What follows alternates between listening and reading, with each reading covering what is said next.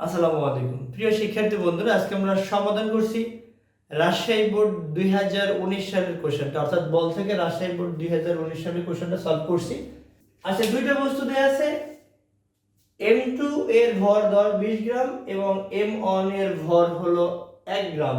দুইটা বস্তুকে 50 মিটার উচ্চতা থেকে ফেলে দেওয়া হলো এবং M1 ভরের বস্তুর কার্যকর বল হলো 0.078 নিউটন এবং M2 ভরের বস্তুর কার্যকর বল 0.039 নিউটন।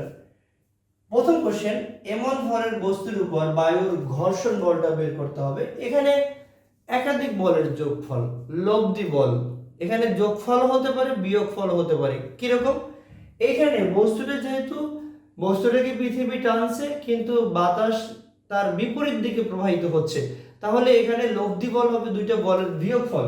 তো আমরা বলতে পারি গ নম্বর কোশ্চেন সমাধান করতে গিয়ে আমরা এটা বলতে পারি যে প্রযুক্ত বল বা বস্তুর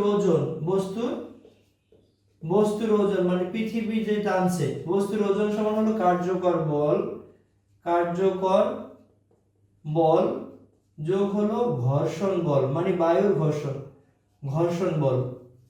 তো এখানে প্রযুক্ত বল হলো m1g, বায়ুর ঘর্ষণ তো দেয়াই আছে 0.078 এবং মানে এখানে এক্স্যাক্টলি কার্যকর বল দেয়াই আছে 0.078 প্লাস হলো ঘর্ষণ বল মানে fk। এখানে m1 দেয়া আছে, m1 হলো 1 গ্রাম, কেজিতে নিলে 0.01 কেজি। 10 গ্রামকে যদি আমরা কেজিতে নিয়ে যাই, 10 গ্রামকে যদি আমরা কেজিতে নিয়ে যাই তাহলে 0.01 কেজি হবে। তো এখান থেকে আমরা ঘর্ষণ বলটা বের করতে চাই, তাহলে এইটা থেকে এটা বাদ দিব।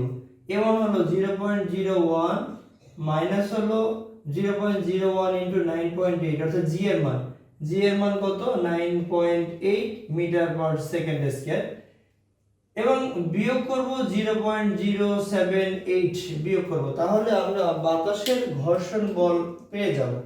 বাতাসের ঘর্ষণ বল কত?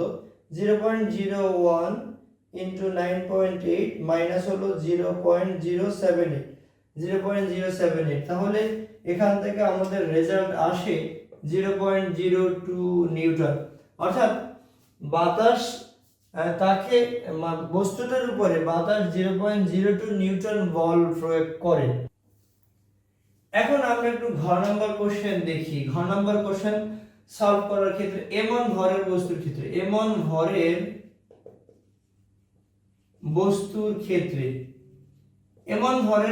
ক্ষেত্রে এই যে কার্যকর বল দেয়া আছে, কার্যকর বল এক্স্যাক্টলি আমরা বলতে পারি F1 ইকুয়াল m1 a1। তাহলে এখান থেকে আমরা a1 বের করে নেই। ত্বরণ কত আছে? F1 বাই হলো m1, F1 কত? 0.078 বাই m1 হলো 0.01। তাহলে এখান থেকে আমরা ত্বরণটা পাবো। তাহলে কত হবে? 0.078 কে আমরা ভাগ করব 0.01 দ্বারা, তাহলে রেজাল্ট আসছে 7.8 মিটার পার সেকেন্ড স্কয়ার। এখন কতটুকু সময় লাগবে সেটা যদি বের করি, h ut plus half of a1, এটাকে আমরা t1 বলি। h ut1 plus half of a1 t1 square. মুক্তভাবে পড়ন্ত বস্তু, ভূপৃষ্ঠে মুক্তভাবে পড়ন্ত বস্তুর ক্ষেত্রে আদিবেগ 0, এটা 50 metre plus half into 7.8 into হলো t1 স্কয়ার। তাহলে এটা যেটা হবে 7.8 t1 square is equal to 100। তাহলে t1 ইজ ইকুয়াল টু হবে 100 বাই 7.8।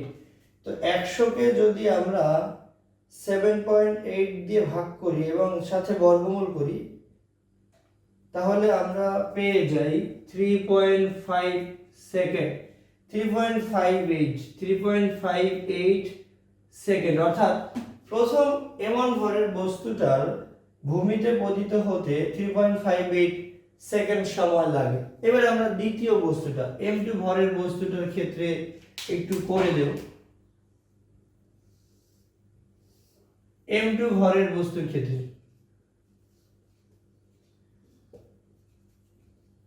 m2 ভরের বস্তুর ক্ষেত্রে আমরা এখান থেকে এটাও কার্যকর ত্বরণ দেয়া আছে, যেহেতু কার্যকর ত্বরণ দেয়া আছে আমরা বলতে পারি F2 ইকুয়াল m2a2, তাহলে a2 ইজ ইকুয়াল টু হবে F2 বাই হলো m2। F2 কত? F2 হলো 0.039 বাই হলো 0.02, এই যে অর্থাৎ 20 গ্রাম।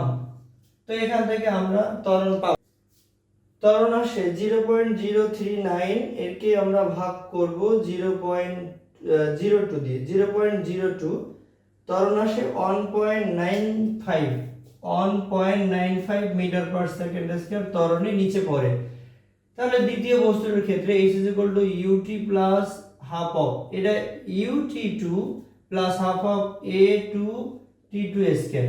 তো দুইটারই কিন্তু সেম হাইট 50, মুক্তভাবে বলন্ত বস্তুর আদিবেগ থাকবে না, হাফ ত্বরণ 1.95 ইনটু হলো t2 স্কয়ার, তাহলে এখানে 1.95 t2 স্কয়ার ইকুয়াল হবে 100, অর্থাৎ 2 এদিকে আসলে গুণ হয়ে যাবে, তাহলে t2 স্কয়ার ইকুয়াল হবে 100 বাই হলো 1.95। এটাকে যদি আমরা বর্গমূল করে দেই তাহলেই কিন্তু সেই কত সময়ে ভূমিতে পড়বে সেটা পেয়ে যাই। বর্গমূল 100 ভাগ 1.95, তাহলে এটা লাগে 7.16 সেকেন্ড সময় লাগে। তাহলে দেখা যায় যে দ্বিতীয় বস্তুটার সময় বেশি লাগে।